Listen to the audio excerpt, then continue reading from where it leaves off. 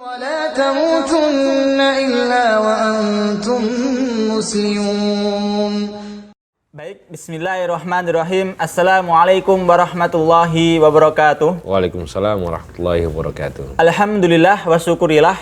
Kembali lagi dengan Amuslimun TV. Kali ini kita akan berbincang-bincang dengan Ustadz Suud. Beliau ini adalah salah satu anggota Dewan Hizbah PP Persis, PP Pimpinan Pusat Persatuan Islam. Dan saat ini kesibukan beliau salah satunya adalah mengajar di pesantren Persis Bangil. Okay. Dan kesibukan yang lain, Ustadz, barangkali ada kesibukan yang lain selain mengajar saat ini apa, Ustadz? Ya, mengisi di beberapa tempat kajian. Oke, mengisi di beberapa tempat kajian, baik majelis ilmu di masjid-masjid maupun komunitas, Ustadz ya? Yeah. Oke.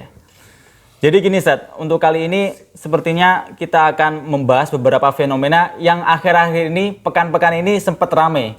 Terkhusus di media sosial, di YouTube, di Instagram, maupun di Facebook, Ustadz ya? Betul. Jadi permasalahan kali ini yang saya dapati itu adalah ada seseorang yang menyatakan bahwasanya perintah sholat 5 waktu itu tidak disebut dengan tegas di Al-Quran. Nah, pertanyaan seperti ini, Ustadz. Apakah memang demikian atau seperti apa? Jadi mohon penjelasan, Ustadz.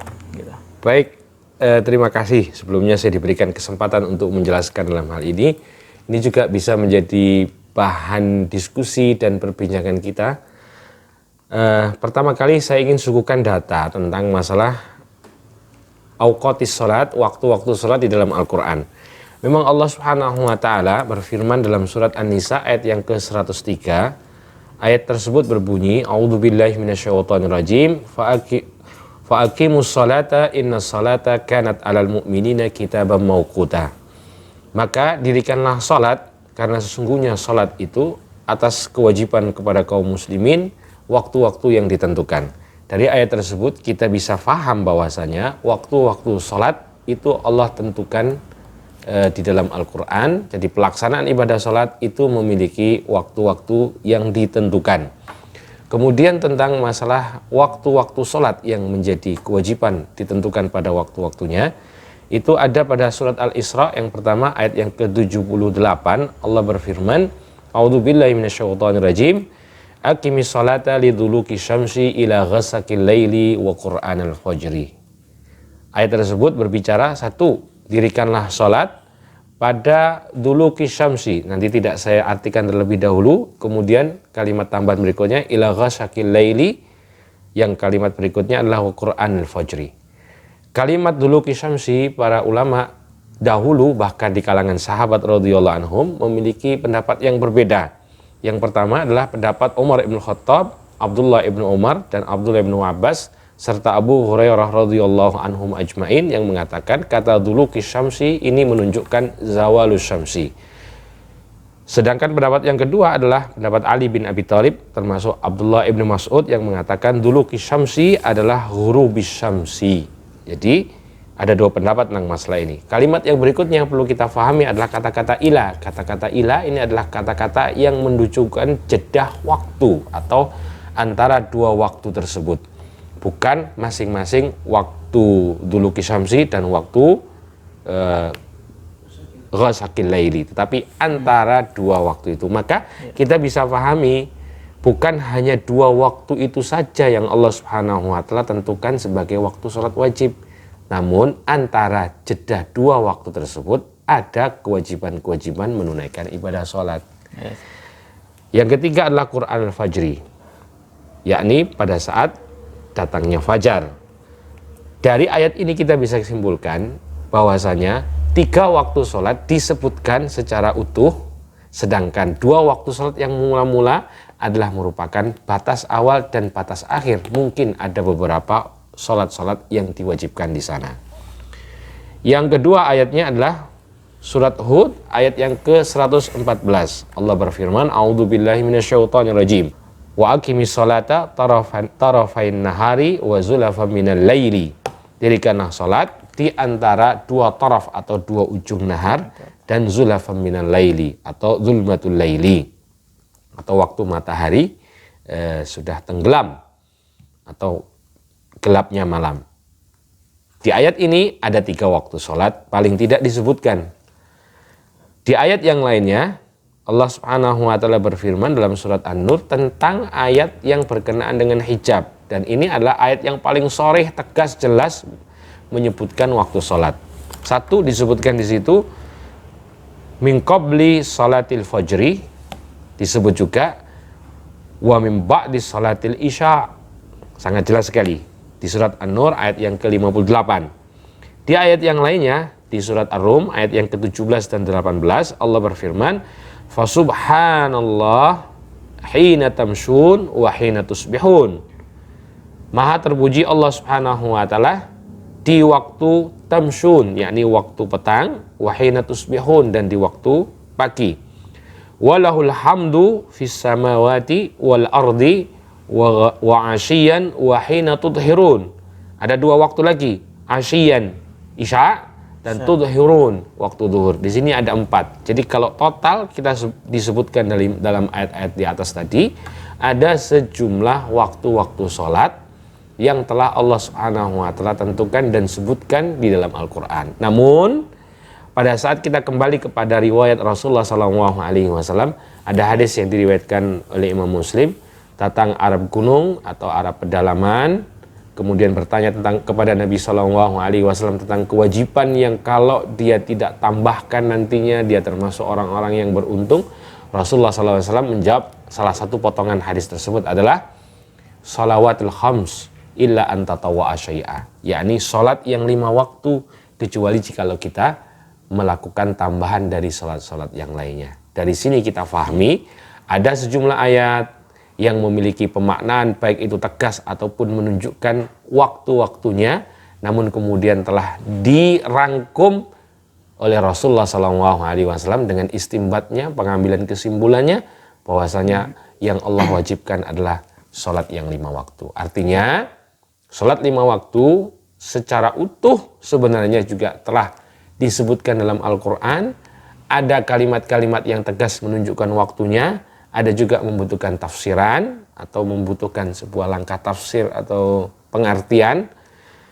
Dan Rasulullah SAW telah melakukan istimbat, pengambilan kesimpulan dari ayat-ayat tersebut bahwasanya yang wajib adalah 5. Maka sebaik-baik tafsir, sebaik-baik penjelasan adalah yang Rasulullah SAW telah sampaikan. Maka sudah final, tuntas penjelasan Rasulullah tentang waktu sholat sebagaimana yang Allah sebutkan dalam Al-Quran.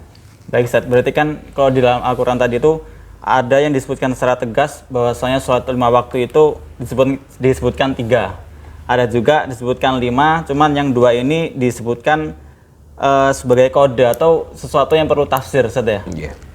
Buktinya tadi kan telah disebutkan penggunaan lafadz ila Ustaz ya. Jadi antara duhur sampai antara waktu matahari di atas kita sampai tenggelam Ustaz ya. Nah, kemudian juga tadi dijelaskan juga bahwasanya Nabi Muhammad pun juga menjelaskan dengan hadis, dengan kisah Arab gunung tadi kaitannya dengan pertanyaan apa yang wajib bagi seorang muslim, sholat apa aja gitu. Tapi permasalahannya gini Ustaz, ada kelompok juga, ada golongan juga itu yang tidak menerima hadis sebagai hujah. Nah, yang demikian tuh seperti apa duduk perkaranya Ustaz?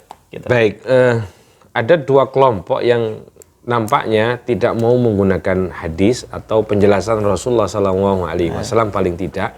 Disebut yang pertama adalah kalangan mungkirus sunnah, yang mereka mengingkari sunnah untuk dijadikan sebagai dasar dalam agama atau dalam syariat. Nah, kelompok ini disebut dengan ingkarus sunnah, yang insya Allah penjelasan Imam Syafi'i dalam kitab Ar-Risalah sudah sangat cukup untuk kita, bahwasanya pola pandang ingkarus sunnah sama sekali tidak memiliki tempat di dalam agama, karena seolah-olah meniadakan peran Rasulullah SAW dalam proses penyampaian wahyu. Yang kedua adalah ingkarus sunnah juz, artinya dia tidak mengingkari sunnah secara total, cuman mereka memilah-milih sesuai dengan kehendak mereka. Yang saya maksud adalah ada sebagian kalangan yang hanya menerima riwayat dari sahabat-sahabat tertentu. Misal di kalangan Syiah ada yang mengatakan mereka bahwasanya definisi hadis yang mereka miliki bukan hadis seperti yang di kalangan Ahlus Sunnah pada umumnya, tetapi mereka adalah riwayatul ma'sum anil ma'sum, yang mereka anggap adalah riwayat orang-orang maksum, imam-imam mereka sesuai dengan kepercayaan mereka, dari orang-orang yang maksum, dari Nabi SAW juga yang maksum. Jadi sahabat-sahabat yang tidak dalam kategori maksum menurut mereka ditolak riwayatnya. Maka ini juga bagian daripada ingkarus sunnah, meskipun tidak bisa kita katakan kul secara total sunnah mereka ingkari. Namun demikian, kalau kita mengingkari sunnah sebagian yang sebenarnya kalau kita lihat sama saja antara yang mereka anggap sebagai orang-orang yang maksum dengan orang-orang yang mereka anggap tidak maksum ini, dalam kode etik riwayat ada tata cara untuk mengklarifikasi. Sahabat radhiyallahu anhum insyaallah adalah orang-orang yang sama sekali tidak pernah mendurhakai Nabi SAW dengan membuat riwayat-riwayat palsu yang mengatasnamakan Nabi SAW.